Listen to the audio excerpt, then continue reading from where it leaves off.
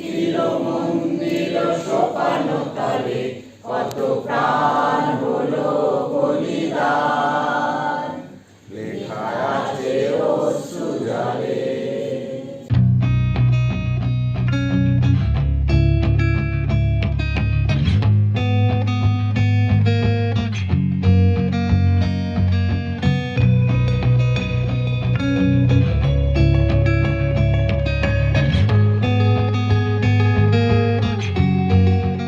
বন্দে মাতরম 150 বছর সেলিব্রেশন হয়েছে, কিন্তু 150 বছর আগে আমাদের দেশ তখন ব্রিটিশদের অধীনে ছিল। যাতে আমরা একত্র হতে পারি, ওর জন্য ঋষি বঙ্কিমচন্দ্র এই আনন্দমঠের পুস্তকে আমরা এই বন্দে মাতরম পাই, যাতে আমরা সব ভারতবাসী যেন একসঙ্গে একত্রে হতে পারি এবং আমরা একটা আন্দোলনের সৃষ্টি রূপান্তর করে আমরা যেন সংগ্রাম করে নিয়ে স্বাধীনতা অর্জন করতে পারি।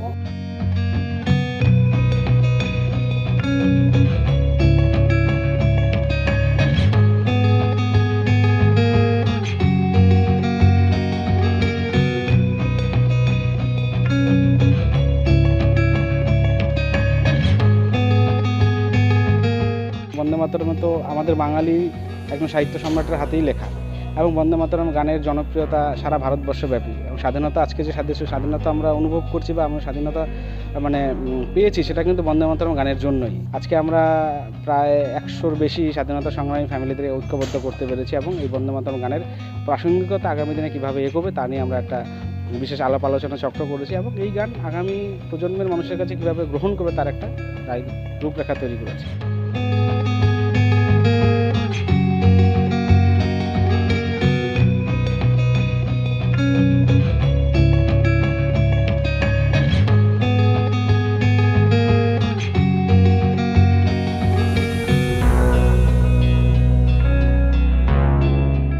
এই বিপ্লবের ইতিহাসটাই তো আমাদের সবথেকে বেশি ডাউন প্লেড এবং আন্ডার রিপ্রেজেন্টেড। আজকে দেশের স্বাধীনতা তো আমাদেরকে ব্রিটিশরা উপহার হিসেবে দিয়ে যায়নি, সেটা আমাদের অর্জন করতে হয়েছে, এবং এখানে বিপ্লবীদের একটি খুবই গুরুত্বপূর্ণ ভূমিকা ছিল। যেমন আজকে আমরা বিপ্লবী মহানায়ক রাসবিহারী বোসের নামও আমাদের বিস্মৃতিতে, যিনি ইন্ডিয়ান ন্যাশনাল আর্মির জনক ছিলেন।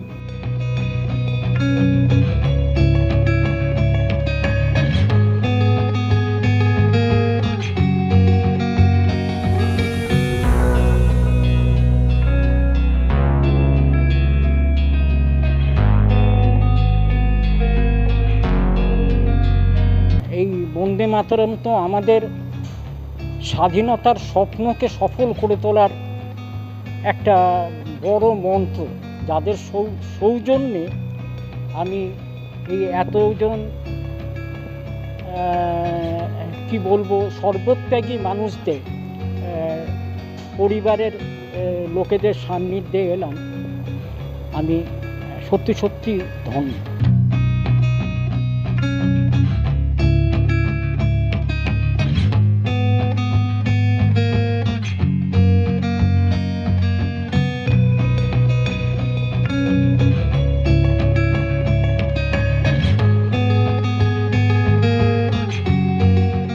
আমার বাবারই লেখা একটা লেখার মধ্যে আমি পেয়েছি।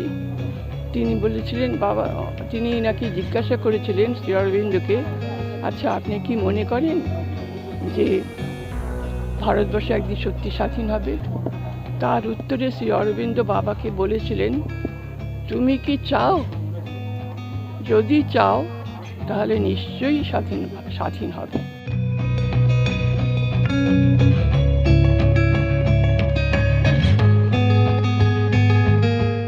রানার রিপোর্ট, এস নিউজ।